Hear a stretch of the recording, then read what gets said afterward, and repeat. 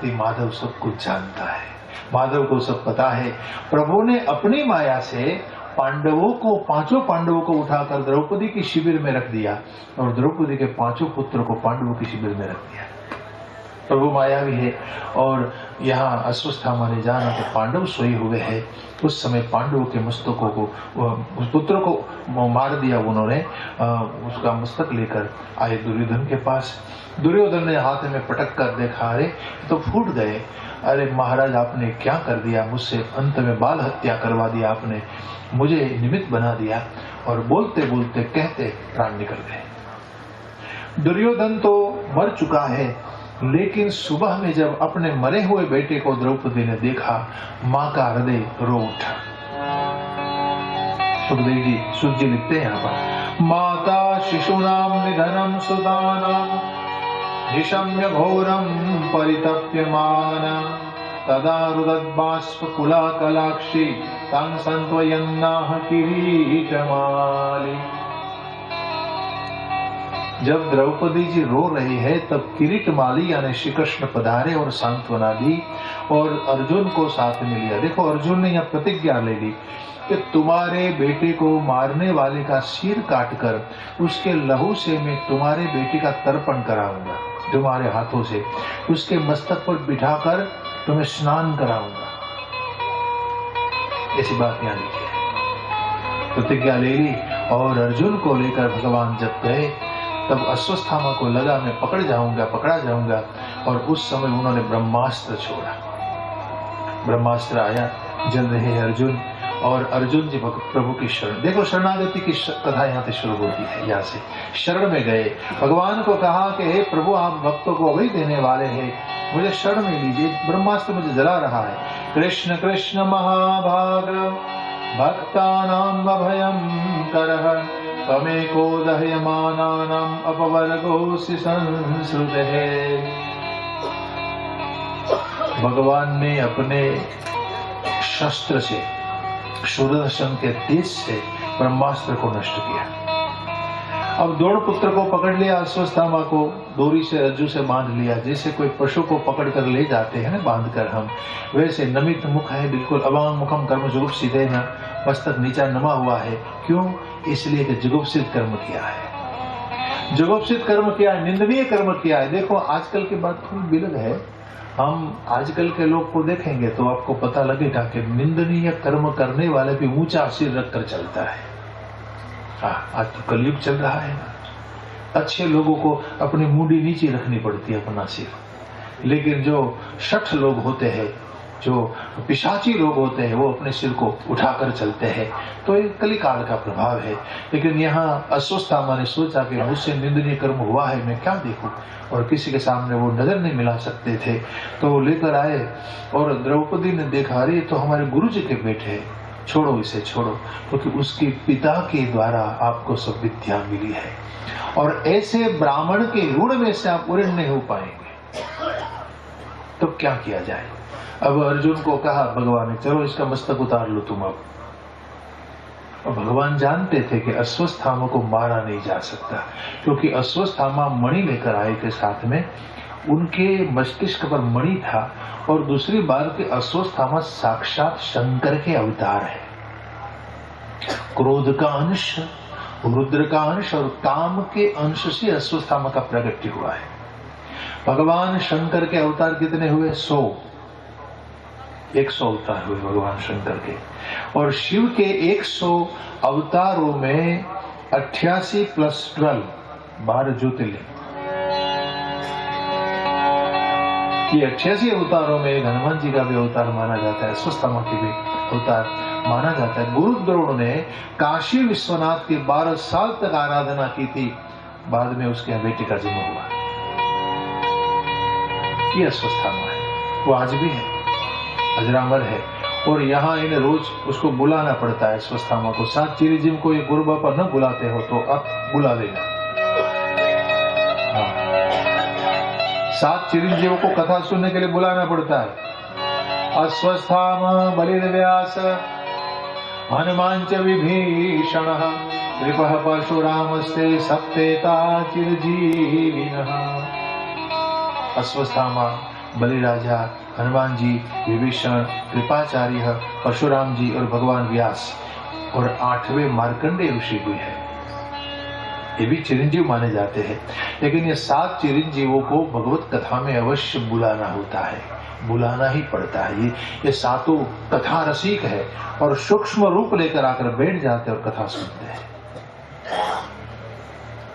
कथा रसिक है, सबको बुलाना पड़ता है। वहां उनकी स्थापना होती है। स्थापन में ये आपके भागवत के आरंभ में पूजा का क्रम बताया है, उसमें श्लोक लिखा है पूजा कैसे पूजा की जाती है भागवत में।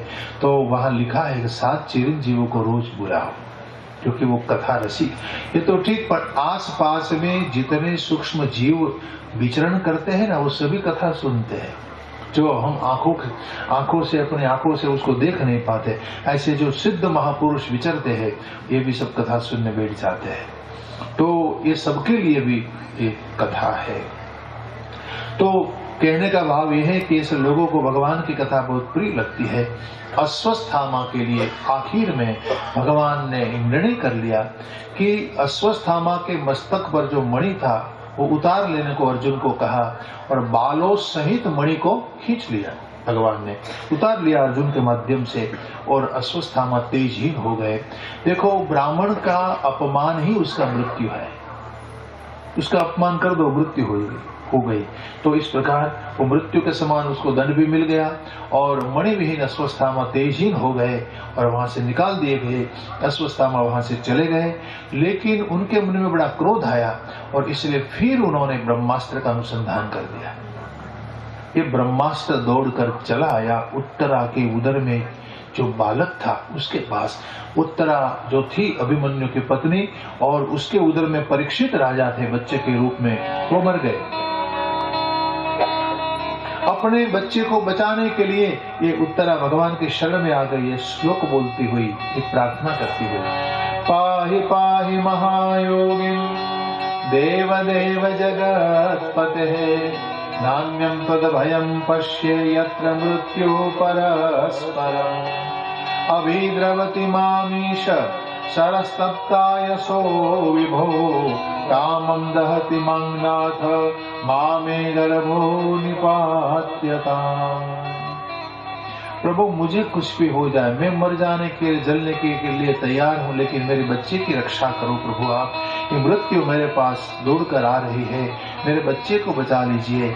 इसमें लिखा है कि प्रभु ने तुरंत अपनी माया का कवच बनाया, अपनी माया के कवच से ये गर्भ की रक्षा करे और अपनी अलौकिक दृष्टि से, अपनी दिव्य दृष्टि से वो बच्चे को जिंदा कर दिया।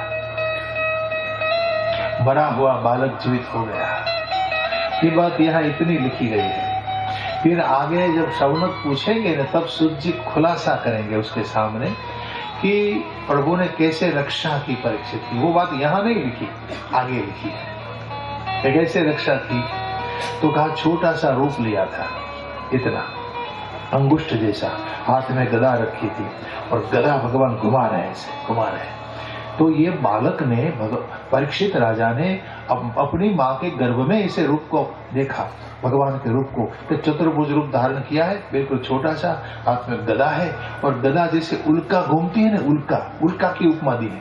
जैसे उल्का घूमती है वैसे भगवान घुमा रहे गदा को और ब्रह्मास्त्र से उनकी रक्षा की प्रभु ने। तो कितना धन भाग्य है बच्चा कि माँ के उदर में ही आपने प्रभु दर्शन कर लिया, गर्भ में आपको दर्शन हो गया। भाग्यवान बालक कहलाता है। देखो, मीराबाई जब उनकी माँ के उदर में आई तो उस समय उनके दादा थे राव दूधा जी। उसको पता चला कि भाई जन्म होने वाला है कोई बच्चे का। तो उसी समय एक राजस्थानी ब्राह्मण को बुलाया। राव दूधा जी कैसे थे, एक हाथ में माला रखते थे, एक हाथ में तलवार रखते थे। माला जपते जपते युद्ध करते थे राव दूधा जी। इतना ऐसा उनका युद्ध कौशल्य था मीरा के दादाजी का। माला भी जपते थे, युद्ध भी करते थे। क्षत्रिय का कर्म है युद्ध करना। तो राव दूधा जी ने ब्राह्मण को बुलाकर कहा कि आपको श्रीमद् भागवत सुनाना है मेरी पुत्र वधू को, और रोज सुनाने आते थे। भागवत की कथा पूरी हुई, दूसरे दिन मीरा जी का जन्म हुआ, मीरा का प्रागट्य हुआ। एक भक्तिमती रत्न भारतवर्ष को प्राप्त हो गया। देखो भागवत का प्रताप देखो आप। हाँ, वो पूर्व जन्म की गोपी थी, मेरा और कोई नहीं थी, वो पूर्व जन्म की गोपी थी। भगवान की लीला में उस समय वो सम्मिलित थी। तो मतलब यह है कि भगवान के भक्त जब संसार में जन्म लेने वाले होते हैं, उसी समय भगवान उनके लिए पहले व्यवस्था कर देते हैं। ये अस्तित्व की व्यवस्था है मेरे भाई। भगवान स्वयं जानते हैं कि भाई ये मेरे भक्त है और ऐसे महापुरुषों को मेरी कथा सुनने की आदत होती है। भगवान स्वयं उसकी व्यवस्था कर देते हैं। यह हकीकत है। वही परीक्षित राजा के जीवन में जो घटना घटी हुई है। अब भगवान ने कहा मां कुंता को, वो अपने पिता की बहन है, फूफी है, तो कहा कि वो मुझे जाना है, आप मुझे विदा दीजिए। उस समय कुंता जी आई और भगवान की स्तुति की। देखो यहां से भागवत जी में स्तुत्यात्मक विभाग का आरंभ होता है। भागवत जी में 4 विभाग है, स्तुत्यात्मक विभाग, गीतात्मक विभाग, उपदेशात्मक विभाग और घटनात्मक विभाग। 4 विभाग है भागवत जी में। और यहां से स्तुति, भागवत की एक एक स्तुति अद्भुत है। यहां से स्तुति का आरंभ। और इसी सब स्तुति में औपनिषदिक भाव है, सब स्तुतियों में। तो स्तुत्यात्मक विभाग का यहाँ से आरंभ होता है। गीतात्मक विभाग में 5 गीत बताए हैं। भागवत में 5 गीत है। वेणु गीत है, गोपी गीत है, युगल प्रिया जी है, भ्रमर गीत है, महिषी गीत है, 5 गीत है। उपदेशात्मक विभाग में उपदेशों की कथा, जो कपिल भगवान ने उपदेश दिए, वृषभदेव जी भगवान ने अपने बेटों को उपदेश दिया, श्री कृष्ण ने उद्धव को दिया अंतिम दिन में, तो ये सब उपदेश का विभाग है। और अंत में घटनात्मक, यानी जो भविष्य में घटनाएं घटने वाली है उसके बारे में कहा 12 स्कंद में। तो ये सब बातें यहाँ पर लिखी है। कुंता जी ने हाथ जोड़कर भगवान को सामने बिठाया, स्तुति करी। नमस्ते पुरुषं त्वाद्य ईश्वरं प्रकृते परम् अलक्ष्यं सर्वभूतानां अन्तर्बहिरनवस्थितम्। हे आदि पुरुष, आप प्रकृति से पर हो, सबके हृदय में आप बसे हो, अंदर भी हो बाहर भी हो, फिर भी आपका कोई लक्ष्य नहीं कर सकता है। बड़े मधुर शब्द है ये। अंदर भी हो और बाहर भी हो, फिर भी आपका कोई लक्ष्य नहीं, आप अलक्ष्य है, अलख निरंजन। इसलिए तो कहा है कि निरंजन अलख होता है, उसको कोई लिख नहीं सकता, पहचान नहीं पाता। तो आप अलक्ष्य है प्रभु। आपने अपने को अपनी माया के पर्दे के नीचे छिपा रखा है और आपको कोई पहचान नहीं सकता है प्रभु। जैसे कोई नाटककार को, जो कोई नाटक प्ले करता हो, तो आप उसको पहचान नहीं पाएंगे। वैसे प्रभु आप आए जब कृष्ण और राम बनकर, ये आपका किया हुआ नाटक है। नाटक जो टिकता नहीं है उसको नाटक कहते हैं। तो टिकेगा नहीं, ये नाटक भी टिकेगा नहीं, 7 दिन चलेगा, ये भी नाटक है सर।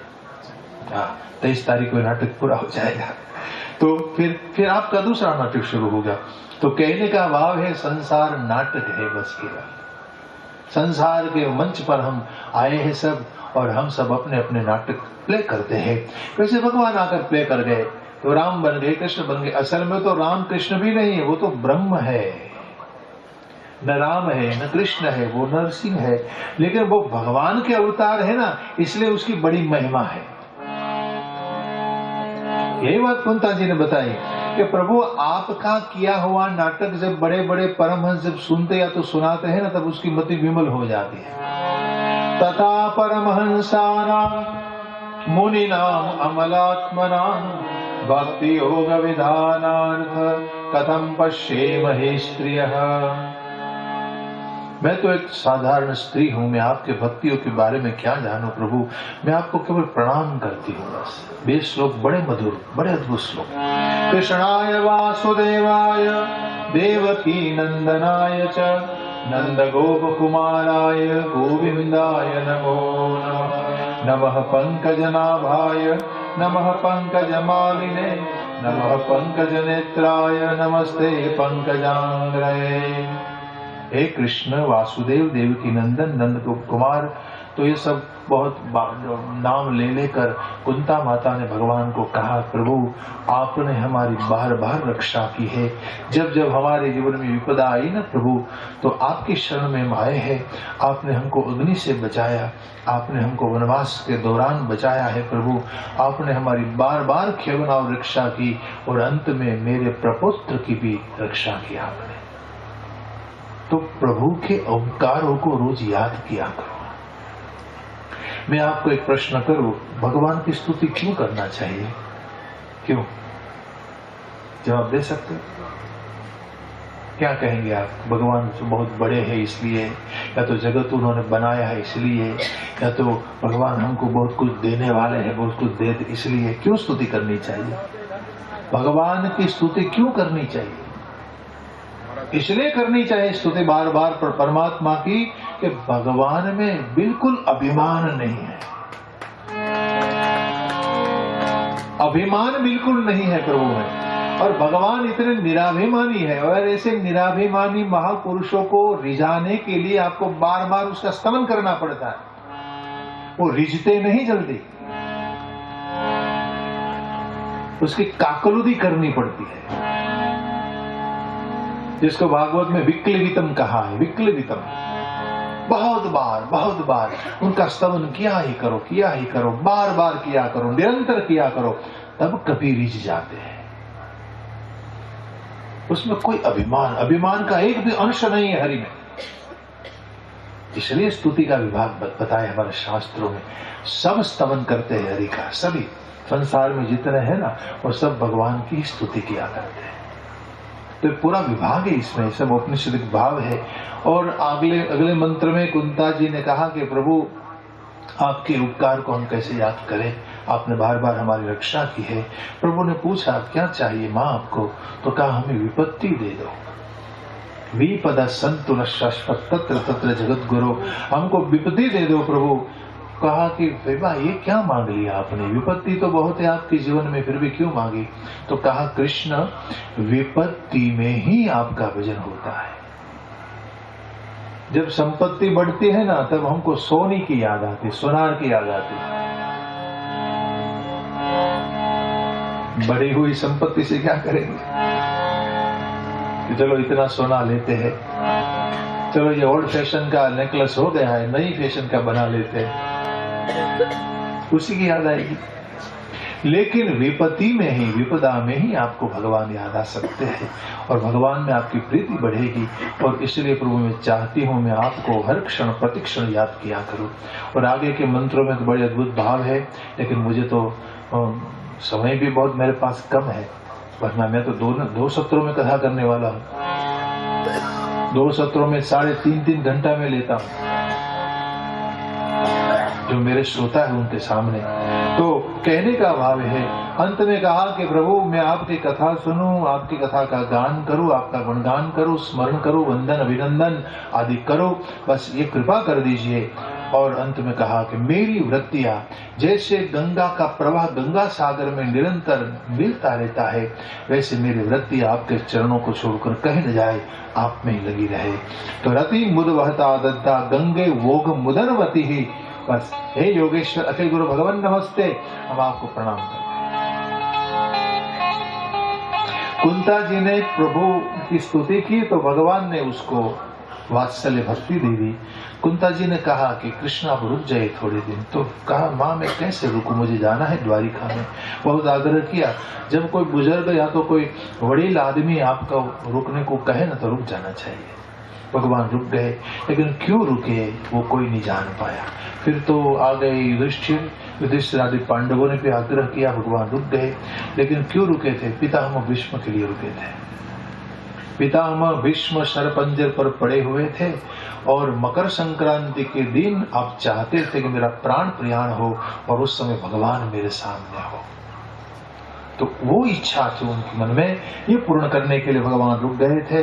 सब बड़े बड़े ऋषि मंडली को साथ में लेकर महाराज युधिष्ठिर को साथ में लिया, और जहाँ थे आप वहां पर आए और देखा देव के देव भगवान मेरी इच्छा पूर्ण करने के लिए मेरे सामने आए हैं। उनकी आंखें रो रही है। महाराज का हृदय गदगद हो गया, पितामह भीष्म का, उस समय भगवान युधिष्ठिर को कहा कि देखो महाराज, ज्ञान का भंडार है, इसको कुछ पूछ लीजिए, फिर ऐसा मौका नहीं मिलेगा।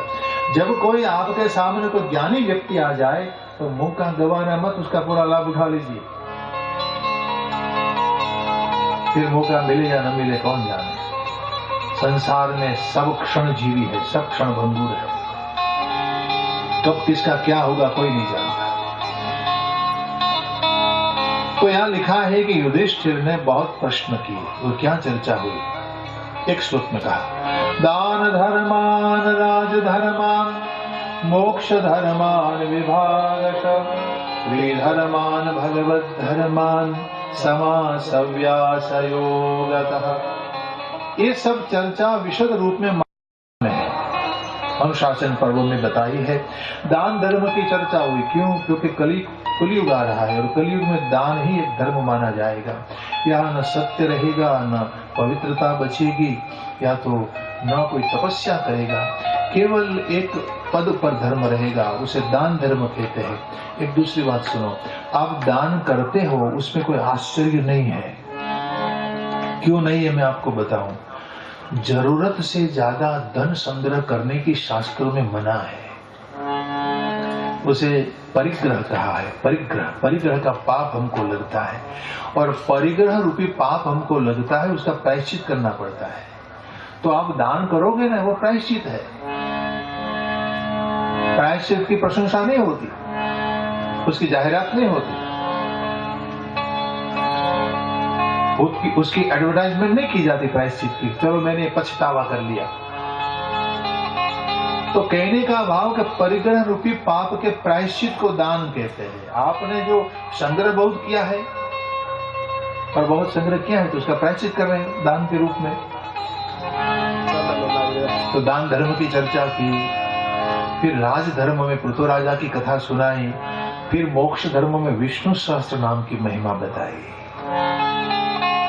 क्या महिमा है? तो कहा सन्यासी का एक ही धर्म होता है, वो विष्णु सहस्त्र नाम का निरंतर पारायण करता है। भगवान शंकराचार्य हुए ना, हमारे आचार्य शंकर, वो निरंतर विष्णु सहस्त्र नाम का पाठ किया करते थे, निरंतर पाठ किया करते थे। हमारे यहाँ जितने आचार्य हैं ना, वो सब विष्णु सहस्त्र नाम के परम उपासक हैं। और पहली रचना ही आचार्य शंकर ने शांकर भाष्य नाम से विष्णु सहस्त्र नाम के ऊपर टीका लिखी। आपने प्रभु के एक एक नाम को समझाया है, महिमावंत शास्त्र, और सबको विष्णु सहस्त्र नाम का पाठ में करना चाहिए। जिसके घर में विष्णु सहस्त्र नाम का पाठ होता है, उनके सब पितृ मुक्त हो जाते हैं। ये महिमा है इसकी, उसकी महिमा बताई। स्त्री धर्म की चर्चा हुई, भगवत धर्म की चर्चा हुई, और फिर पितामह भीष्म ने अपनी इंद्रियों को प्रभु के चरण में जोड़ दिया, और पुष्पिताग्र छंद में सब मंत्र है स्तुति के। इति मति रूप कल्पिता वितृष्णा भगवती सात्वत पुंगवे विभुम्नि ससुखमुपगते क्वचिद विहरतुं प्रकृतिमुपेयुषि यद्भव प्रवाह त्रिभुवन कमलं तमालवर्णं रविकर गौरवरंबरं दधाने वपुरलकुलावृताननाब्जं विजय सखेरतिरस्तु मे नवद्यः। क्या कहा प्रभु? मेरी एक बेटी है। भगवान ने पूछा, आप तो ब्रह्मचारी, आप ब्रह्मचारी, तो प्रभु एक बेटी है मेरे पास। क्या नाम है? कहा मति। ये मेरी मति नाम की बेटी है, वो मैं अब आपको देना चाहता हूं, आपके साथ मैं उसका विवाह करना चाहता हूं। तो आज तक आपने क्यों नहीं सौंपी मुझे आपकी मति को? तो कहा प्रभु ये वितृष्ण नहीं हुई थी, तृष्णा से भरी हुई थी, मलिन थी, और मलिन कोई चीज हो वो भगवान को हम कैसे दे पाए, कैसे दे सकते हैं? तो आज वो वितृष्ण हो गई है, आज वो निर्मल हो गई है, और मेरी निर्मल मति से आपका ब्याह हो जाए प्रभु, बस यही मैं चाहता हूं। मैं मेरी मति आपसे जोड़ना चाहता हूं, आपके चरणों में रखना चाहता हूं। और देखिए, आप अपनी बुद्धि को जिसकी शरण में रखते हो, बस फिर एक बार रख दी। शरणागति एक बार ही होती है और एक की ही होती है। बार बार शरणागति नहीं होती, बार बार चलो आज किसी की शरण में चले जाए, दूसरे दिन दूसरे की शरण में चले जाए, ऐसा नहीं होता कभी। शरणागति केवल एक बार होती है और एक की ही होती है। तो प्रभु मैंने निर्णय किया है आज कि मैं आपकी शरण में चला हूं, मेरी मति का स्वीकार कर लीजिए। आपके समान सुंदर कौन है। फिर आगे के मंत्रों में भगवान ने रणक्षेत्र में युद्ध के मैदान में जो गीता ज्ञान दिया था, उस समय आपकी चेष्टा क्या थी, आपके साथ दिखाई देते थे, ये सब वर्णन किया। अर्जुन की कुमति का आपने निवारण किया गीता ज्ञान देकर, ये सब बातें बताई। गोपियों को याद करके कहा कि गोपियों को आपने लुब्ध किया था जब आपने रास किया, और उस समय वो सब रूप दर्शन मुझे इच्छा है मन में कि दर्शन आपका हो जाए। तो ये सब बातें की। रासु यज्ञ को याद किया पितामह भीष्म एक श्लोक में, और अंत में कहा कि प्रभु जैसे पानी के भरे हुए घड़े में एक ही सूर्य का प्रतिबिंब दिखाई देता है, सूर्य अनेक नहीं है, सूर्य तो एक है, लेकिन फिर भी वो अनेक दिखाई देता है घड़े के कारण, पानी के भरे हुए घड़े है ना, इसलिए तो एक ही सूर्य का अनेक प्रतिबिंब दिखाई देता है। वैसे प्रभु आप एक है, संसार में जितने जीव है वो सब आपके प्रतिबिंब है। ये बधाई घड़ा बैठा है, सब घड़े है, घट, शरीर को घट कहा, ये फूट जाएगा एक दिन, घट है। और ये घट में आप बैठ, हमारा घट में विराजता श्रीनाथ जी, हम कहते हैं भगवान मेरे घट में बैठे, तो सभी के घट में आप। लेकिन ये बात सबकी समझ में नहीं आती।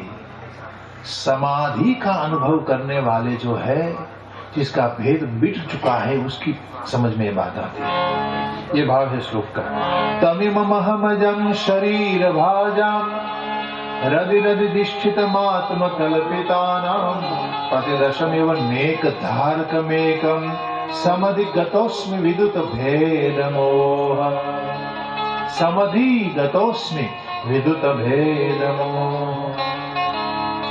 समाधि में जो चले गए हैं और जिसका वेद और मोह नष्ट हो चुका है, वही ये बात समझ सकता है। और मेरे भाई बहन ध्यान से बात को सुन लेना कि जब तक आपको सगुण दर्शन न हो, तब तक आपका भेद और मोह कभी नहीं मिटता।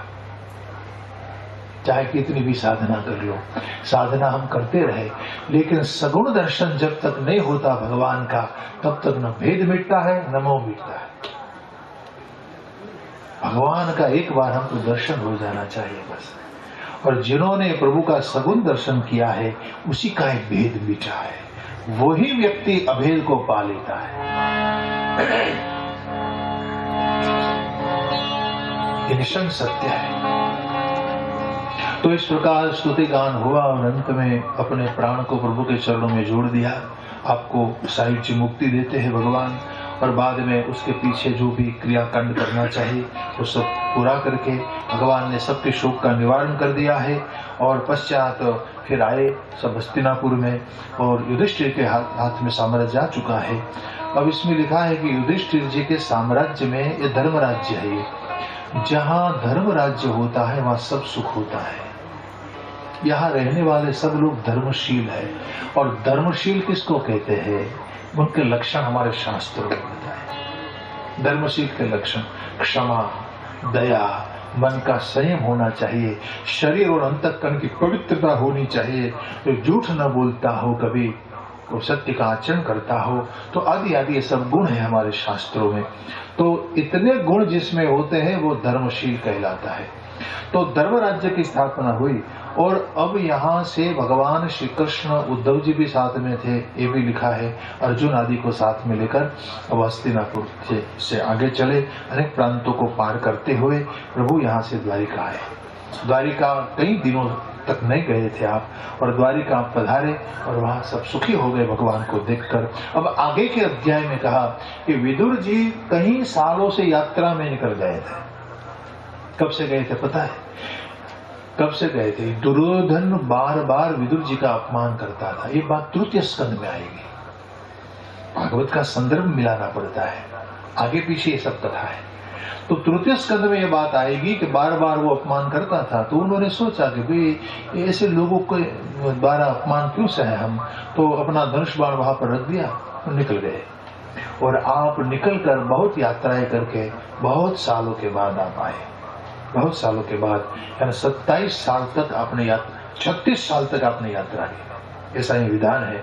और यात्रा करते करते विदुर जी अब हस्तिनापुर आए तो सब कुछ समाप्त हो चुका था और दुर्योधन के हाथ में से निकल गया था, युधिष्ठिर के हाथ में सब आ गया था। तो आए तो सम्मान हुआ, 2 बचे थे, धृतराष्ट्र और गांधारी, जिसको पाल रहे थे महाराज युधिष्ठिर जी। अब दोपहर के समय में जब भोजन के लिए बिठाया गया विदुर जी को साथ में, तो उस समय भीमसेन जिमाने आए और भीमसेन महाराज धृतराष्ट्र को जिमाते समय बहुत कटु वचन सुना रहे हैं, कटु वचन बोल रहे हैं। कहते हैं कि काका लो ना, ये मोतीचूर आपके लिए बनाए हैं, आप खाइए ना। नहीं नहीं भीम, पेट भर चुका, नहीं खाना है। अरे खाइए ना चाचा जी, आपके लिए हमने बनाए, आपकी तरह हमने उसमें विष नहीं मिलाया है। आपने तो हमको विषैले लड्डू खिलाए थे ना, हम विष वाले लड्डू आपको नहीं खिलाते, आप खाइए ना। तो ये ऐसी ऐसी कटु भाषा बोल रहे हैं और धृतराष्ट्र को बहुत बहुत पीड़ा दे रहे हैं। तो विदुर जी को अच्छा नहीं लगा। रात्रि के समय अपने भाई के पास आए और भाई को कहा कि भाई ये भीमसेन के फेंके हुए टुकड़े को खाकर आपको क्या मिल रहा है महाराज, और भजन कर लीजिए, आपके पास बहुत कम समय है। कहाँ जाओगे, हम दोनों अंधे, चलिए मेरे साथ। विदुर जी धृतराष्ट्र गांधारी को लेकर हिमालय के दक्षिण भाग में सप्तस्त्रोतस नाम का तीर्थ था, वहां पर ले गए। यह लिखा है, स्त्रोतो भी सप्तभिर्यावे स्वरधुनि सप्तधा व्यधात् सप्तानां प्रीतये नाना सप्तस्त्रोतप्त चक्षते, जिसका दूसरा नाम है सप्त सरोवर। हरिद्वार में, हरिद्वार में जहाँ सप्त सरोवर है ना, वहाँ गंगा की 7 धारा हो गई है, इसलिए सप्त स्रोतस तीर्थ बताया इसे। तो वहां पर रहकर योग मार्ग की दीक्षा दी विदुर जी ने धृतराष्ट्र को, अपने भाई को। देखो, एक संत जैसा भाई अगर आपको मिल जाए तो आप भवसागर तर जाएंगे। इस आदमी ने पाप करने में कुछ बाकी नहीं रखा था, इतनी महत्वाकांक्षा थी उसके जीवन में, और फिर भी विदुर जैसा एक भाई मिल गया, तर गया एक पुरुष।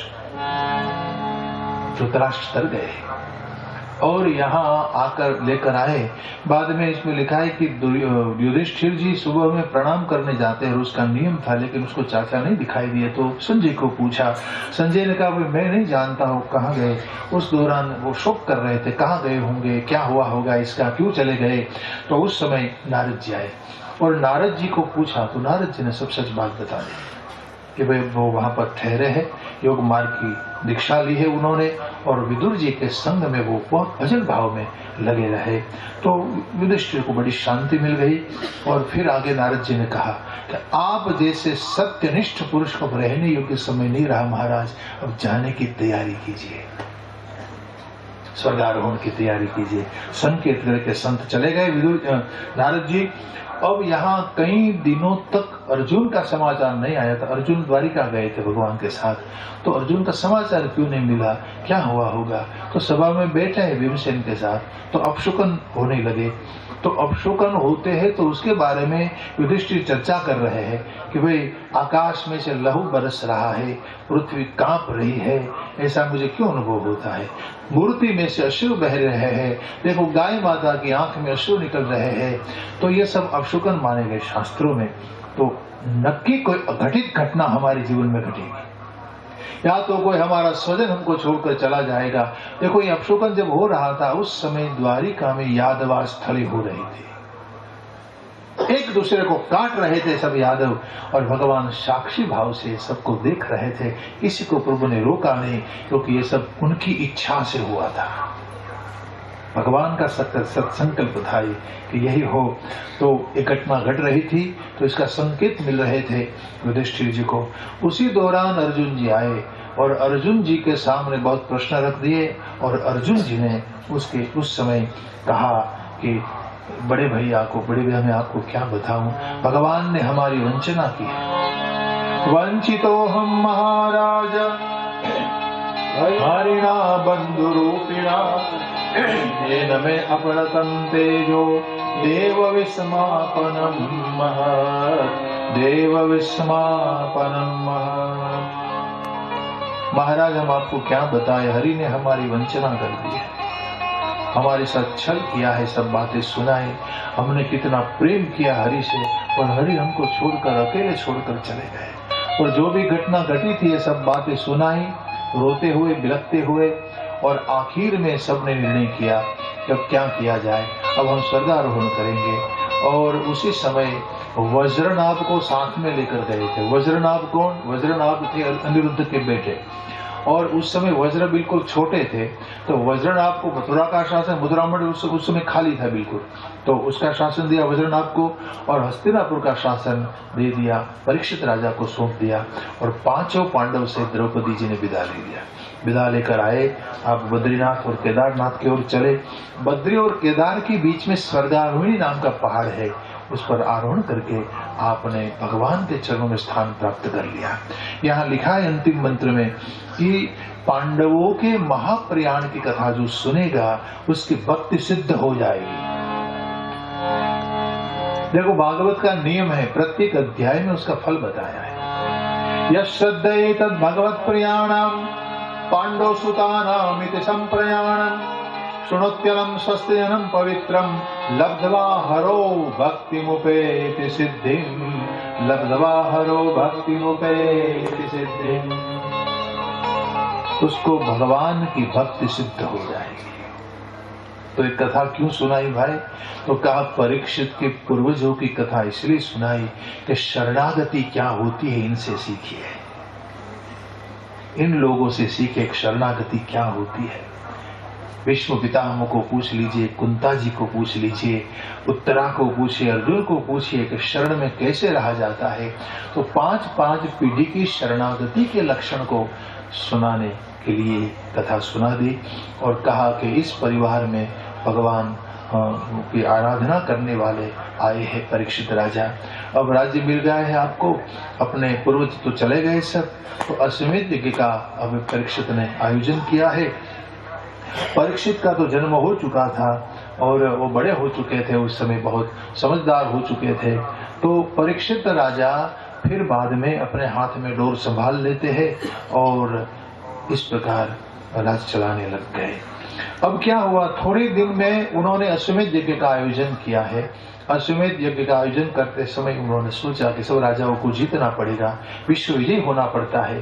तो एक बार दक्षिण में गए तो एक नदी के तट पर कुटिया में बैठे थे, तो अपने शिविर में, तो वहां से उन्होंने न अति दूरे कैलाश्चर्य, न अति दूरे, बहुत दूर नहीं बहुत नजदीक भी नहीं, ऐसा दृश्य देखा।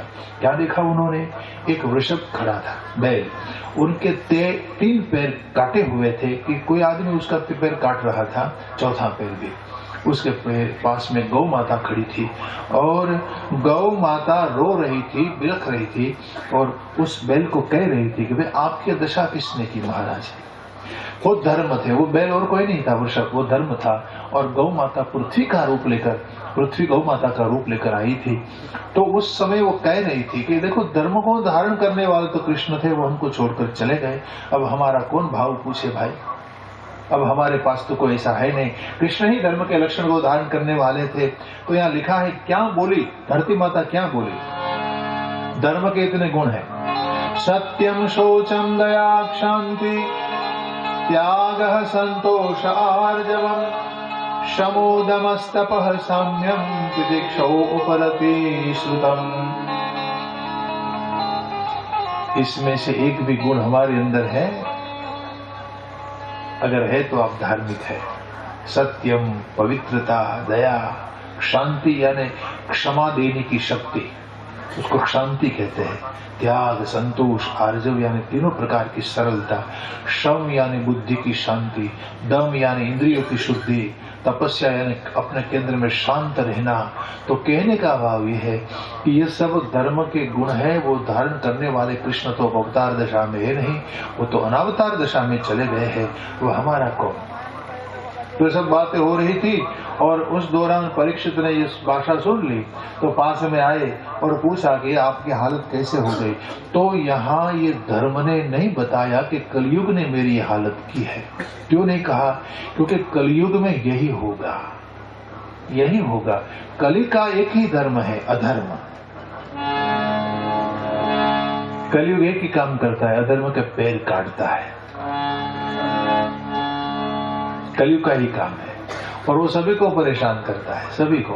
गोस्वामी तुलसीदास जी के जीवन की घटना है कि उसको मूर्त रूप लेकर आकर उसको वो सताता था, गोस्वामी तुलसीदास जी को। तो गोस्वामी तुलसीदास जी ने हनुमान जी को स्तुति की। हनुमान जी को पूछा कि क्या करूं मैं, कलयुग मुझे परेशान कर रहा है। तो हनुमान जी ने सूचन किया, तो विनय पत्रिका की रचना करो। इसलिए उन्होंने विनय बनाया। गाइए गुणपति जगवंदन, गाइए गुणपति जगवंदन।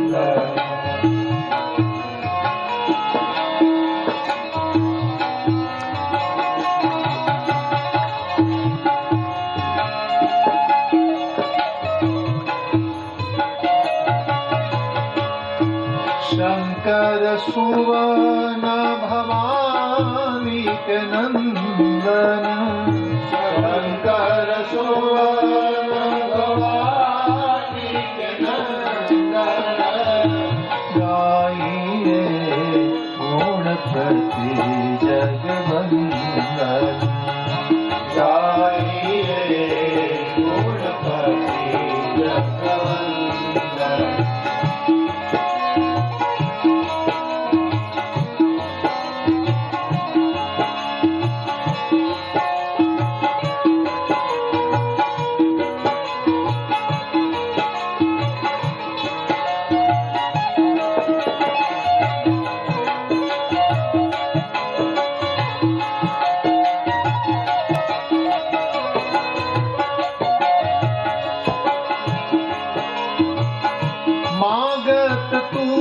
तुलसीदास कर जोरे, मागत तुलसीदास कर जोरे, मागत तुलसीदास कर जोरे, मागत तुलसीदास कर जोरे। बसहु राम सिय मानस मोरे, बसहु राम सिय मानस मोरे।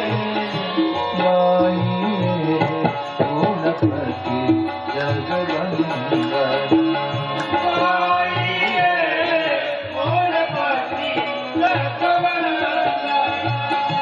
शंकर सुवन भवानी के नंदन, शंकर सुवन भवानी के नंदन। देखो, ये विनय की रचना गोस्वामी जी ने इसलिए की कि कलिकाल उसको परेशान न करे। मतलब क्या हुआ, अगर आप कलयुग से बचना चाहते हो तो विनय का रोज पाठ किया करो। विनय पत्रिका के पद को रोज पढ़ो, उसको गाओ। रोज एक पद ले लेना, एक पद, दो पद पढ़िए। उन्होंने जो विनय किया है, मतलब ये हुआ कि अगर आप विनयी बने रहोगे तो कलयुग आपको परेशान नहीं करेगा। तो ये सबको परेशान करता है, किसी को छोड़ता नहीं है। तो कलिकाल का ये धर्म है और कलिकाल को परेशान तो सबको करता है, तो कुछ शिक्षा करनी चाहिए। लेकिन जब मारने गए परीक्षित राजा तो कहा, आप मुझे मार नहीं सकते। क्यों? भगवान ने मुझे बनाया है, मुझे प्रभु ने सर्जन किया है मेरा।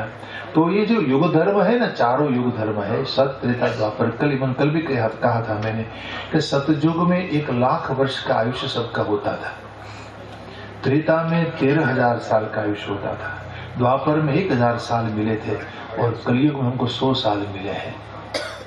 कलिकाल है ना, वो यह कलिकाल मलायतन, ये मल का घर है। ये यहाँ अधर्म ही होगा और अधर्म ही रहेगा।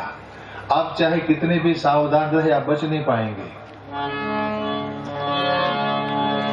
इसीलिए कहा है कि भाई जो आप बचना चाहते हो तो निरंतर स्मरण किया करो, या तो कथा सुनिए, भगवान की सत्संग कीजिए, स्मरण कीजिए।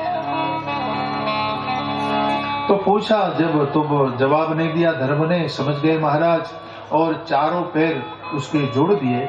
इसमें लिखा है, तो कलयुग ने कहा कि मैं कहाँ जाऊं, आप मुझे मार नहीं पाओगे।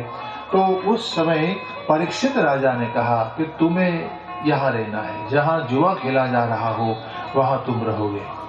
कैसे? तो कहा झूठ बोलने के रूप में तुम रहोगे। द्यूतम अंधृतम पानम मदम, जहां दारू पिया जा रहा हो, सुरापान हो रहा हो, वहां तुम नशे के रूप में रहोगे। स्त्रिय कामम, जहां बुरी नारी का संग या व्यभिचार हो रहा हो, वहां तुम आकर्षण के रूप में रहोगे। एक कलयुग है। सूना, सूना यानी जहां हिंसा हो रही हो, वहां तुम वैर भाव के रूप में रहोगे। शून्य यानी एकांत भी होता है, और शून्य यानी सोना भी होता है, वहां तुम लोभ के रूप में रहोगे। ये तुम्हारा स्वरूप रहेगा, जाओ तुम चले जाओ। कलयुग को विदा दिया, कलयुग चला गया है। और इस प्रकार महाराज अपने धाम में आए विश्व विजयी होकर।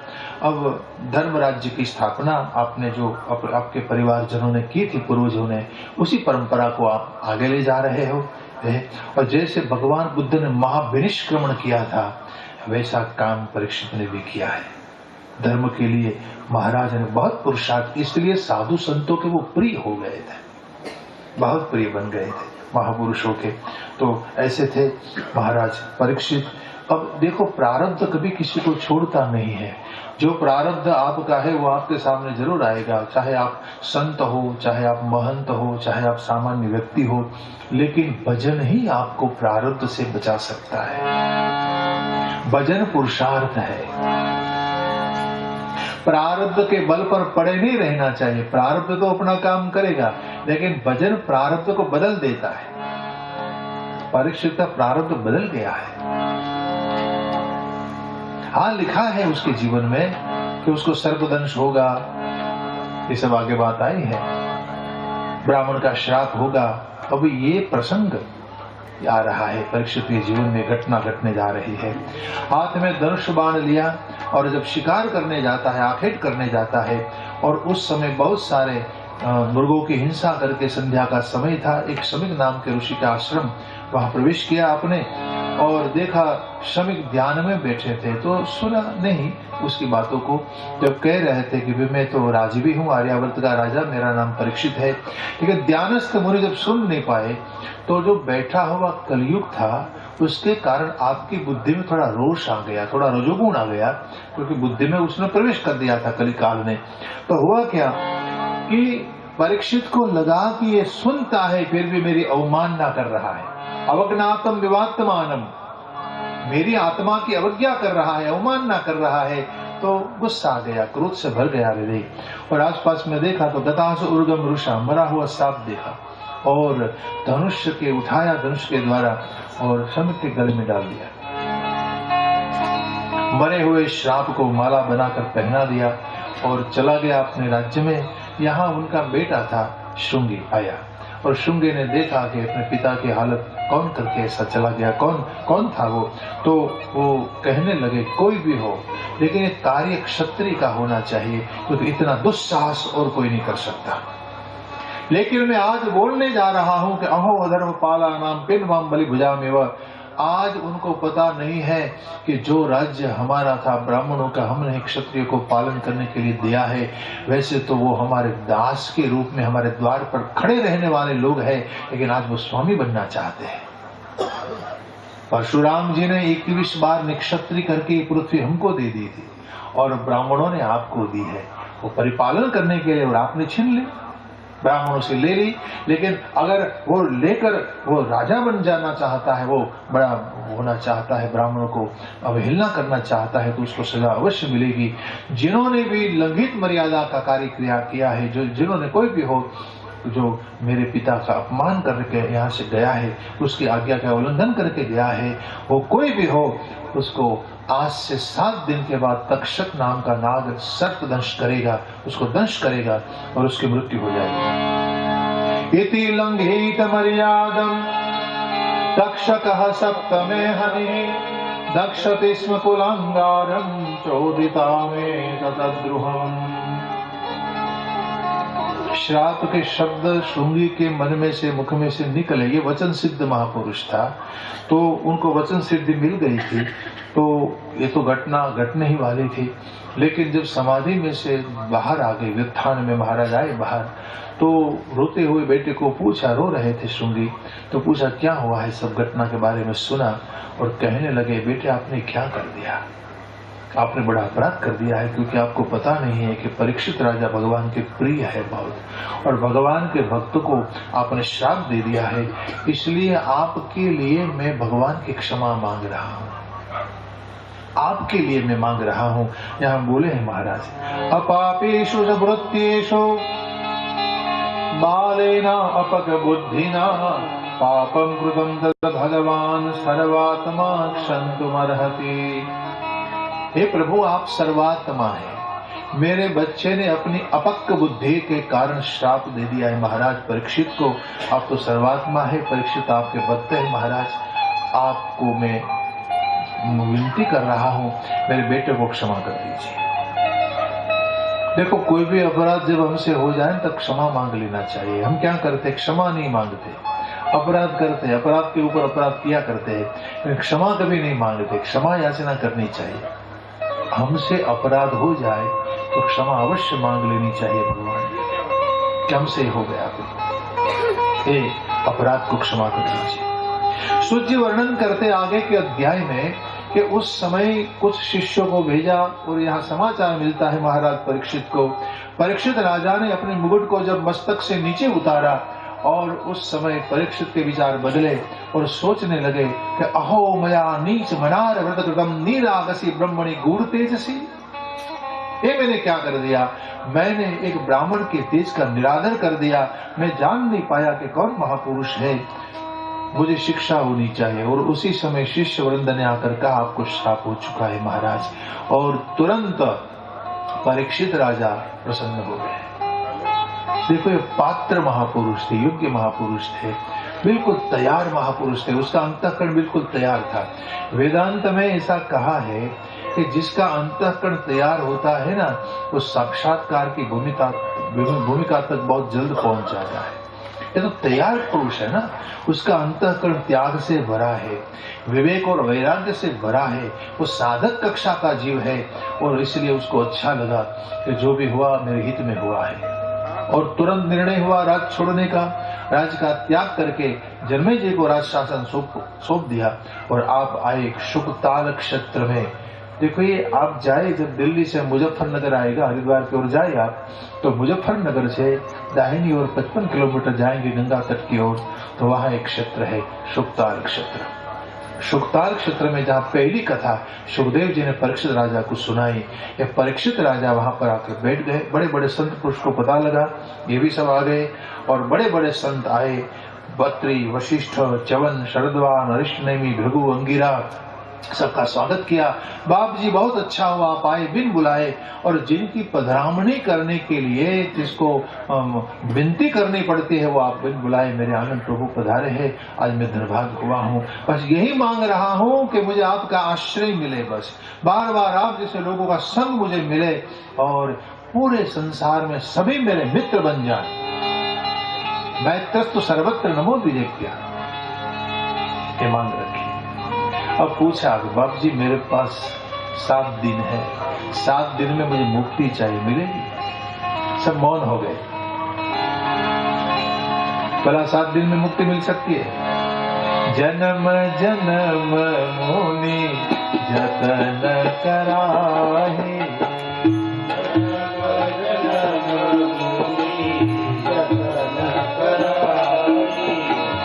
अंतराम कह आवत नाही, अंतराम कह आवत नाही।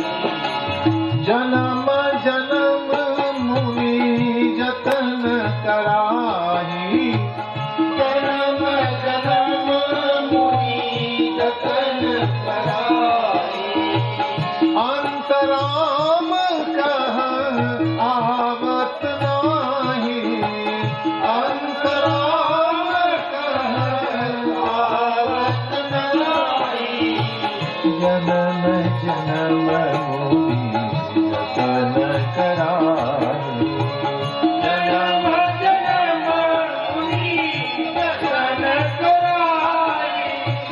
अंतराम कह आवत नाही, अंतराम कह आवत नाई। मौन हो गए। फिर वो कहा, बाप जी हमने मुक्ति का स्वरूप जाना ही नहीं, हम क्या बोले, हम तो भजन करते हैं बस।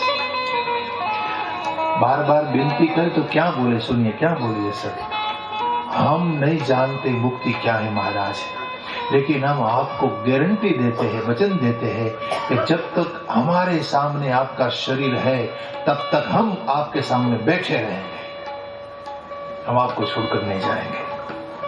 ये हमारा वचन है।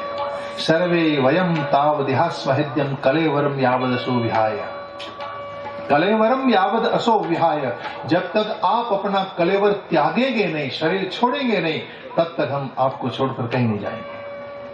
देखो ये बहुत बड़ी बात हो गई जीवन में। अगर आपके अंतिम क्षणों में कोई संत पुरुष आपके घर आ जाए तो बोले या न बोले जरूरी नहीं है, बोले, उसका आना ही भगवान का आना हो गया, उसका आना है, ये सब भगवान ही आ गए। देखो यही भगवत दर्शन की यही महिमा है कि ऐसे संतों के कारण ही भागवत कथा परीक्षित को मिली। ये साधक कक्षा के सब जीव हैं, बड़े बड़े योगी पुरुष हैं, और उन्होंने वचन दिया कि हम आपके सामने बैठे रहेंगे।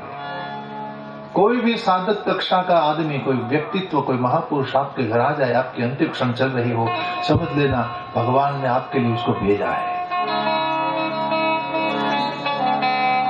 और बड़ी महत्व की क्षण होती है सर, हमारी मरने की जो क्षण होती है ना, हमारी मृत्यु क्षण बड़ी महत्व की होती है। सब मौन बैठे हैं, उस समय नारद जी ने अंत में देखा, सभा के अंत में सुखदेव जी आकर बैठ गए, पहचान लिया, कोई और को नहीं पहचानता था। पास में आकर पूछा, बाप जी आप सुखदेव जी हैं? कहा है, ये सुखदेव शरीर का नाम है, इस शरीर को सुखदेव कहते हैं महाराज। अच्छा आप व्यास के बेटे हैं सुखदेव जी? सुखदेव जी ने पूछा, ये सब इतने लोग इकट्ठे क्यों है महाराज? नारद जी ने कहा, आप न्यूज़पेपर नहीं पढ़ते हैं इसलिए आपको पता नहीं है। न्यूज में आया है परीक्षित राजा को श्राप हुआ है। अच्छा भाई ये न्यूज तो मैं नहीं पढ़ता हूँ, ये आदमी श्रापित हो गया है। ओहो बेचारा, सुना है परीक्षित बड़ा धार्मिक है, सुना तो है मैंने। बाप जी ये बड़ा धार्मिक है और इतना सुपात्र आदमी है कि अगर आप उनके सामने कुछ बोले तो आदमी 7 दिन में तर जाएगा, उसके पास 7 दिन का समय है। तो परीक्षित राजा के सामने जब बोलने को कहा तब सुखदेव जी ने कहा, भैया मैं तो कभी बोला नहीं हूँ, मेरे को बोलने वाला आदमी थोड़ा हूँ, मैं तो मौनी बाबा हूँ, मैं तो मौन में रहने वाला हूँ, मैं निशब्द में रहने वाला, मैं क्या बोलूँ? देख रहा हूँ बड़े बड़े लोग यहाँ बैठे हैं, मेरे पिता भी बैठे, मेरे दादा भी बैठे हैं, और मैं कैसे बोलूँ? मैं तो 16 साल की उम्र का हूँ, क्या बोलूँ? बाप जी आपको जो भी बोलना है आप बोले, बस आप जैसे अनुभवी पुरुष जब बोलेंगे तभी आदमी तर जाएगा। देखो भाई, ज्ञानी पुरुष के हृदय में बहुत ज्ञान भरा होता है, लेकिन उनके हृदय में से आपको करुणा जगानी पड़ेगी, उसको मनाना पड़ेगा आपको। जब उनके हृदय में करुणा जगती है ना, तब वो बोलने लगता है, बिना करुणा उससे बोला नहीं जा सकता।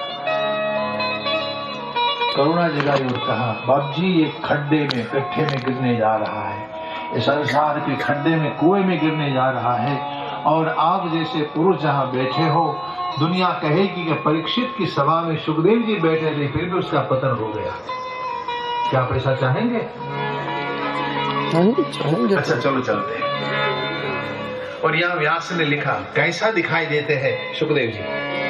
तत्र भगवद भगवान व्यास पुत्रो यद्रक्षया गामटमानो नमेक्षः अलक्षलिङ्गो निजलाभतुष्टो रक्तस्य बालैरवधूतवेश रक्तस्य बालैरवधूतवेश। व्यास के बेटे हैं आप, अवधूत वेशधारी है, कोई आशा अपेक्षा मन में है नहीं, बड़े बड़े लंबे बाल है, आपके जो अंग है इतने सुकोमल है।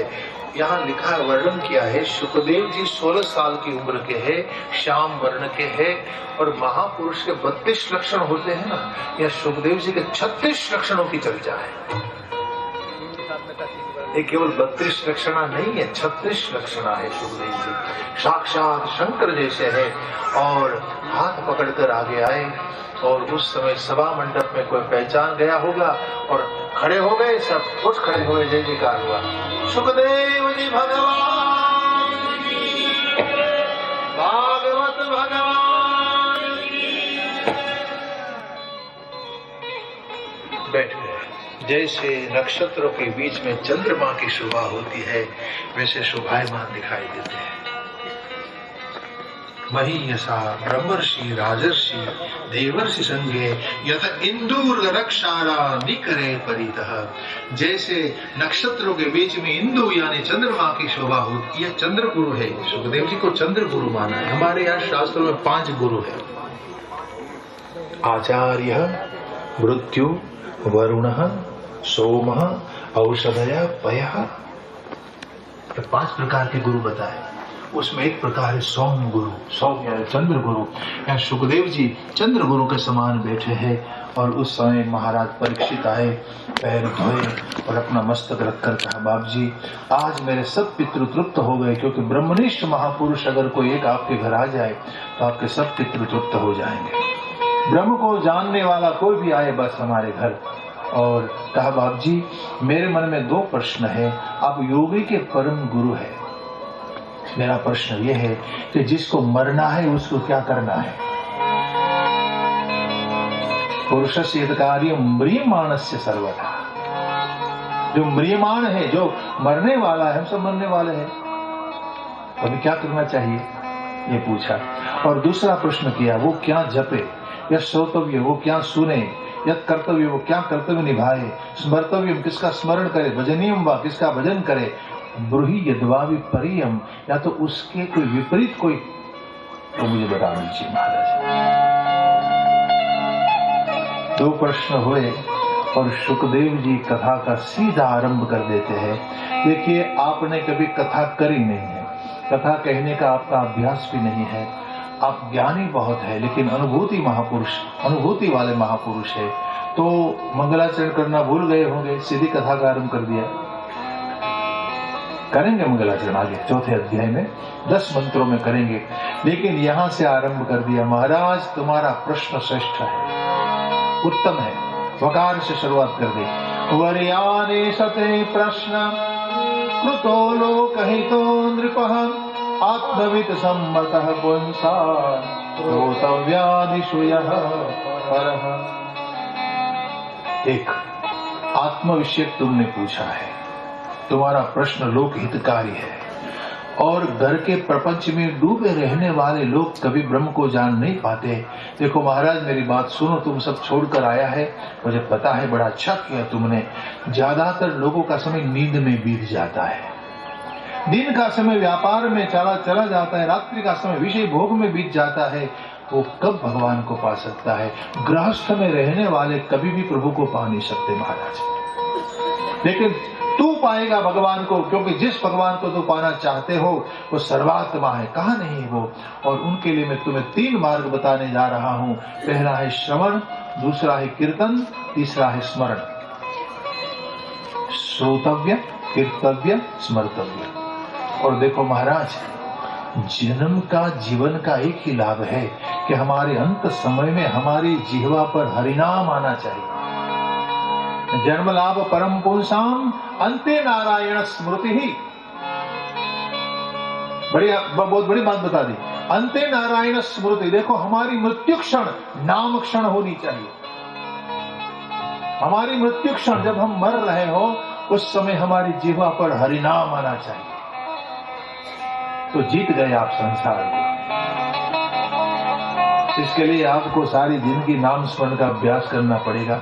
और इसलिए कहा सुखदेव जी ने, देखो महाराज, मेरे पिताजी ने जो भागवत पुराण मुझे सुनाया है, वैसे मेरी निष्ठा तो निर्गुण में है, लेकिन मैं तुम्हें सगुण की कथा सुनाऊंगा। मेरी निष्ठा निर्गुण में स्पष्ट बता दिया। शंकराचार्य के गुरु थे गोविंद भगवत्पाद स्वामी, उसके गुरु थे गौड़पादाचार्य, उसके गुरु थे जिष्णु स्वामी, उसके गुरु थे भगवान सुखदेव जी। वो परात्पर गुरु है आचार्य शंकर के, शंकराचार्य के, जो अद्वैतवादी है या निर्गुणवादी है। मेरी मति निर्गुण में है, लेकिन मैं तुम्हें सगुण की कथा सुनाने जा रहा हूं। और लेकिन मेरी शर्त यह है कि तुम्हें तुम्हारी मति को सती बनाना पड़ेगा। तुम्हारी मति को महाराज सती बना दो। यस श्रद्धताम आशुषान मुकुंदे मति सती ही। जैसे कोई नारी अपने पति के प्रेम के पीछे सती हो जाती, अपने को मिटा देती है, वैसे अब तुम्हारी बुद्धि में कृष्ण के सिवा कोई नहीं होना चाहिए, भगवान के सिवा कोई नहीं होना चाहिए तुम्हारी बुद्धि में। तुम्हें अपने मन को निर्विषयी बनाना पड़ेगा महाराज। तो निर्विषयी मन ही भगवान को पा सकता है। परीक्षित ने पूछा, महाराज ये मन में बहुत मेल भरा है, मेरा मलिन मन शुद्ध कैसे हो महाराज, कैसे मेरा मन शुद्ध हो? वो स्वामी तुलसीदास जी ने मानस में बड़ी अच्छी बात लिखी है। मुकुर मलिन नयन बिहेरा, मुकुर मलिन राम रुख कैसे चिमदिन हारा, देखे की मिदेना, मुकुर मलिन नयन बिहेना, मुकुर मलिन आज्ञा अकोबिद अंध अभागी, आज्ञा अकोबिद विषय मुकुर मन लागे, काय विषय मुकुर मन लागे, मुकुर मलिन नयन बिहेरा, मुकुर मलिन। आईना बहुत गंदा हो, मुकुर यानी आईना, तो आप अपना प्रतिबिंब देख सकोगे। वैसे मन गंदा हो तो गंदे मन में भगवान का प्रतिबिंब कैसे दिखाई देगा? ऐसा कहा। मुकुर मलिन, जिसको आप पाना चाहते हो महाराज, वो हृदय में बैठे हैं, वो बहुत नजदीक है, और जो नजदीक होता है वो हमें दिखाई नहीं देता। लेकिन हमारा जो मन है वो मैला है, और मलिन मन हमारा शुद्ध होना चाहिए। देखो वेदांत में लिखा है कि मन के ऊपर 3 आवरण लगे हैं, मल विक्षेप और आवरण। मल मिटना चाहिए, मल मिटे तो विक्षेप मिटेगा, यानी मन स्थिर हो जाएगा, मन चंचलता दूर हो जाएगी मन की, और मन स्थिर हो जाएगा तो आवरण भगवान स्वयं हटाएंगे, तब साधक को कुटस्थ स्वरूप का दर्शन होगा। ये पूरा क्रम है।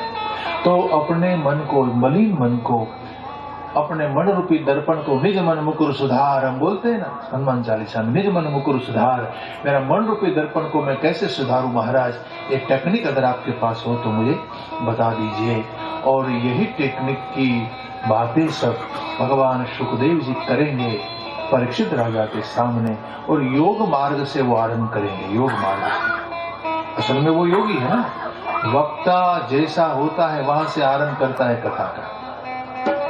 अगर उसके हृदय में भक्ति भावना है तो भक्ति से आरंभ करेगा, वो वेदांती है तो वेदांत से आरंभ करेगा। असल में सुखदेव जी योगी है तो योग मार्ग से आरंभ करेंगे। जितासनो, जित श्वासो, जित संगो, जितेंद्रिय, वहां से आरंभ करेंगे। तो मलिन मन को निर्मल कैसे किया जाए, ये सब पद्धति की चर्चा यहाँ से आरंभ होगी। लेकिन कल समय हमारा पूरा हुआ है, 5 बजे तक का है, लेकिन फिर भी मैंने आपकी 10-15 मिनट ज्यादा ले ली है। तो आज की कथा विराम की ओर जाएगी। इसके पूर्व हम पहले थोड़ी मिनट भगवान नाम संकीर्तन कर लेते हैं और फिर आरती करेंगे भाव श्रद्धा से। हमारो धन राधा राधा राधा राधा,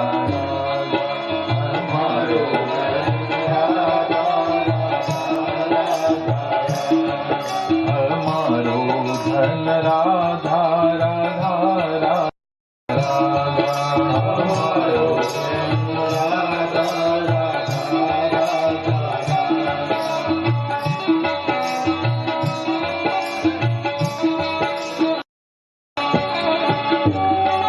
हमारो धन राधा राधा राधा राधा राधा हमारो धन राधा राधा राधा परम धन राधा राधा राधा परम धन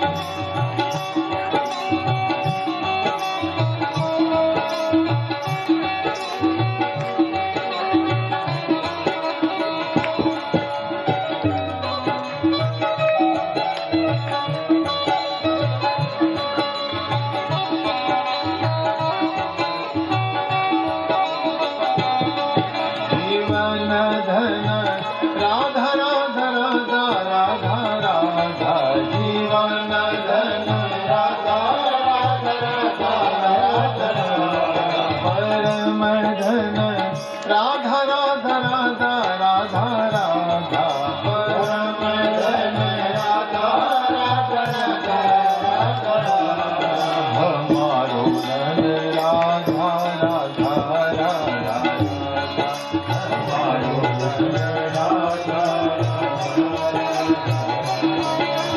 श्री वृंदावन राधे राधे राधे वृंदावन राधे राधे रतिपुरा में राधे राधे रतिपुरा में राधे राधे बरसाने में राधे राधे बरसाने में राधे राधे राधे राधे राधे राधे रचोरासी राधे राधे रचोरासी राधे राधे परखम्बा में राधे परखम्बा में राधे राधे नंदगांव में राधे राधे बंशी वट पर राधे राधे यमुना तट पर राधे राधे वृंदावन राधे राधे राधे राधे वृंदावन राधे राधे राधे राधे राधे राधे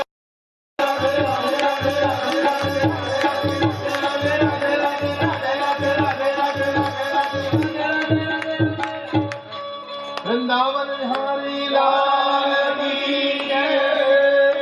आइए ये भाई भजन सुना अब भगवान के अवतार होते जा रहे हैं, उसी में आप लोग नाचना चाहें तो अभी थोड़ा एक भजन और है। आइए।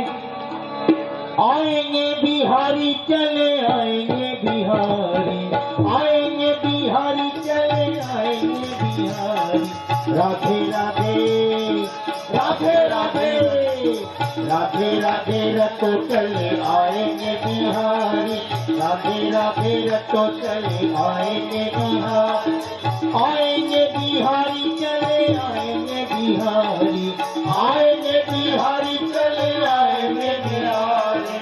ऐसे नहीं, अब आरती का समय हो रहा है, एक बार सभी लोग अपने अपने स्थान पे खड़े हो जाएं और घूमते हुए भगवान का स्मरण करें। अरे राधे राधे राधे राधे रतो चले आएंगे बिहारी, राधे राधे रतो चले आएंगे बिहारी, राधे।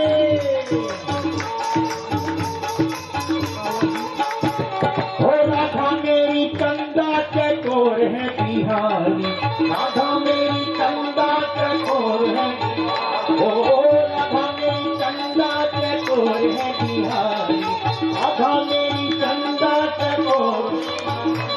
अरे राधे राधे राधे राधे राधे राधे रतो चले आएंगे बिहारी, राधे राधे रतो चले आएंगे बिहारी। दोनों हाथ उठा के तालियां बजाते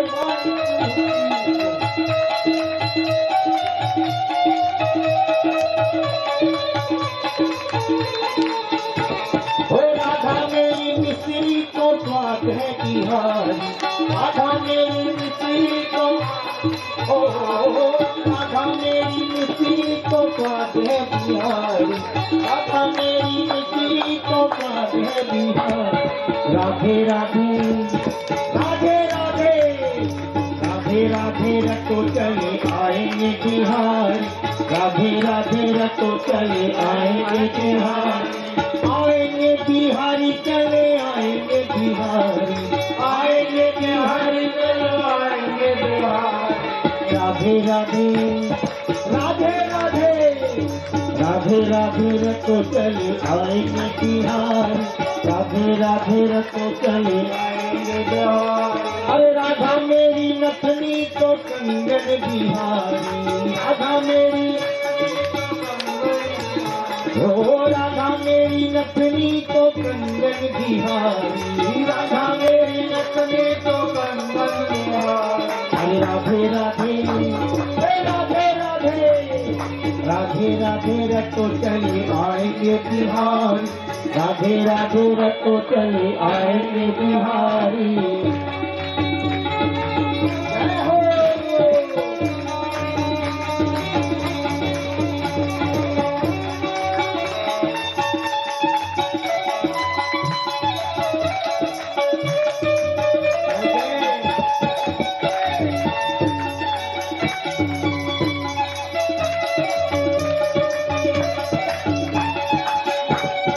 राधा मेरी मुरली तो कान है बिहारी, ओ राधा मेरी मुरली तो कान है बिहारी, राधा मेरी मुरली तो कान है बिहारी। अरे राधे राधे राधे राधे राधे राधे रटो चले आएंगे बिहारी, राधा राधे रटो चले आएंगे बिहारी। अरे राधा मेरी गंगा तो खार है बिहारी, राधा मेरी ओ राधा ओ राधा ओ राधा मेरी गंगा तो धार है बिहारी, राधा मेरी गंगा तो बिहारी। अरे राधे राधे राधे राधे राधे राधे रटो चले आएंगे बिहारी, राधे राधे रटो चले आएंगे बिहारी, राधे राधे रटो चले आएंगे बिहारी। राधे राधे भाई आरती के लिए बहुत अच्छा। हमारे मुख्य जजमान व्यासपीठ पे आ जाएं और आप सबों के लिए विशेष सूचना, कल की कथा सुबह 10 बजे आरंभ होगी, सुबह 10 बजे से 2 बजे तक की कथा है। संध्या कालीन में बाबा श्याम का दरबार लगेगा और कलकत्ता से आए हुए भजन सम्राट संजय मित्तल जी के भजनों का कार्यक्रम संध्या को चलेगा। तो कथा का समय में परिवर्तन किया गया है। आप अपने निश्चित समय 10 का मतलब स्वामी जी का 10 होता है। जैसे 1 बजे हम समय देते हैं तो 12:45 में स्वामी जी आ जाते हैं, आप बाद में आते हैं, अच्छा नहीं लगता, तो आप इसका ध्यान रखें। कल 10 बजे से 2 बजे तक कथा होगी। अब यहाँ आइए आरती के लिए।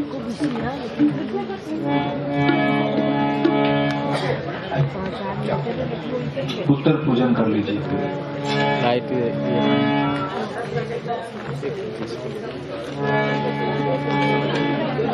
नमो शरन्ताय सहस्रमूर्तये सहस्रपादाक्षिशरोरुवहवे सहस्रनामने पुरुषाय शाश्वते सहस्रकोटिउदारिण्ये नमः। ना क्यों पाड़ो छो? ना क्यों बोलते हैं? हाँ, पूजा में खड़े रहना चाहिए। चंदन अक्षतम धूपम दीपम पुष्पम तांबूलम फलतांबूलम, हाँ, भगवान के चरणों में अर्पण कर दीजिए। भगवान को जिमाने की भावना कीजिए। प्राणाय स्वाहा, अपानाय स्वाहा, ज्ञानाय स्वाहा, उदानाय स्वाहा, समानाय स्वाहा। उत्तरापोषणम स्पर्क्षामुखे आचमनीयम भरुद्राधनोपवासार्थ पुण्य फलम तांबूलम ऋग रत्ने आरार्तिकम प्रज्वल्य वंदेहे।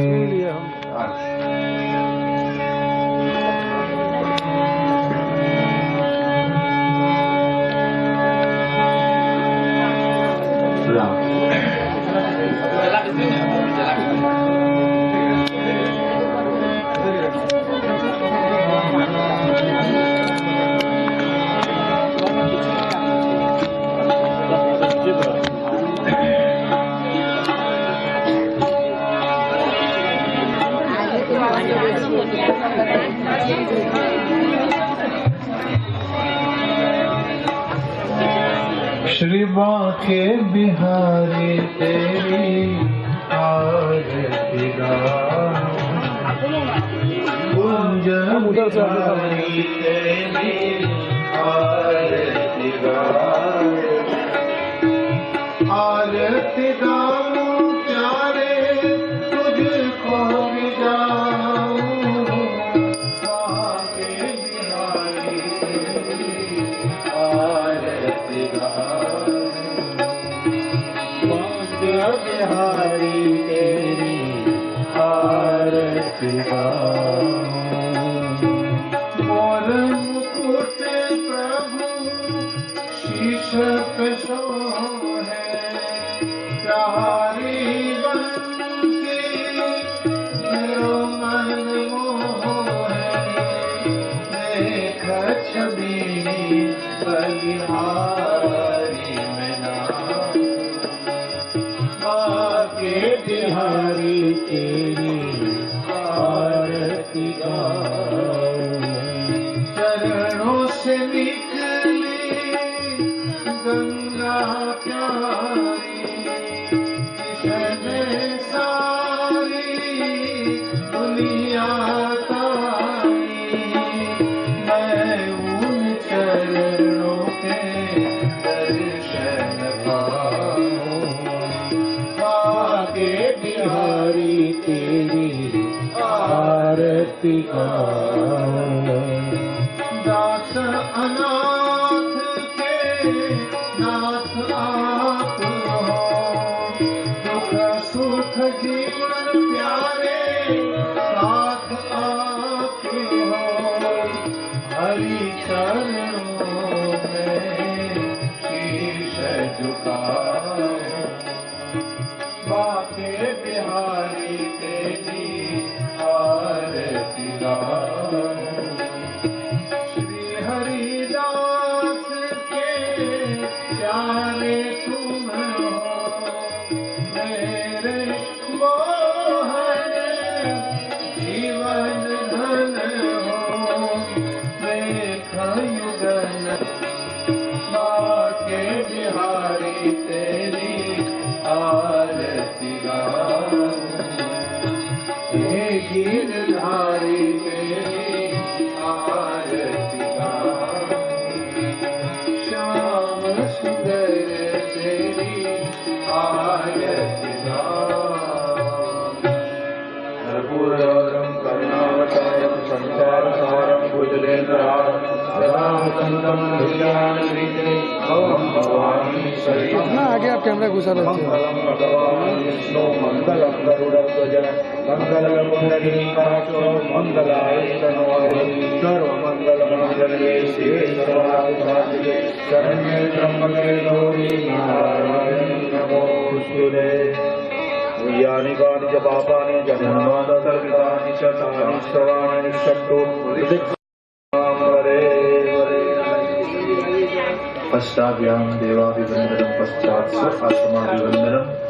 आप आरती ले लियो, श्रोता जनों ने ले जो हस्त प्रक्षाल छटकाव कर दियो ने, हस्त प्रक्षाल ले दीजिए, बस हाथ में फुल पुष्प रखो।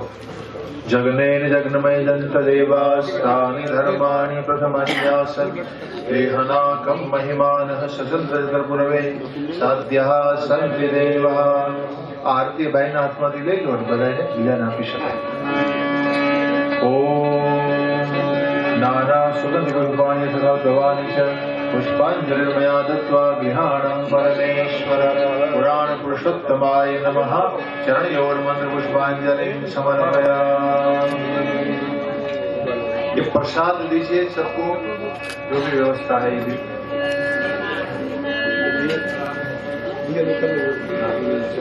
और हाथ में श्रीफल लीजिए, परिक्रमा करिए।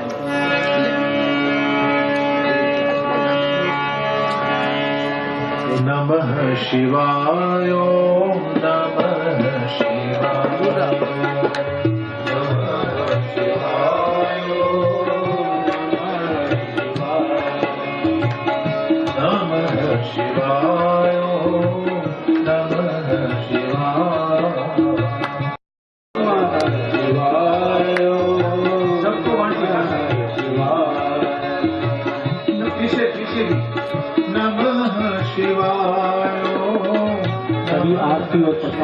नमः शिवाय नमः शिवाय नमः शिवाय नमः शिवाय नमः शिवाय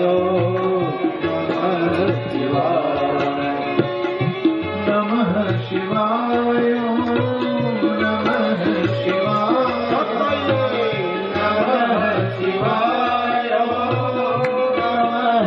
नमः शिवाय नमः शिवाय नमः शिवाय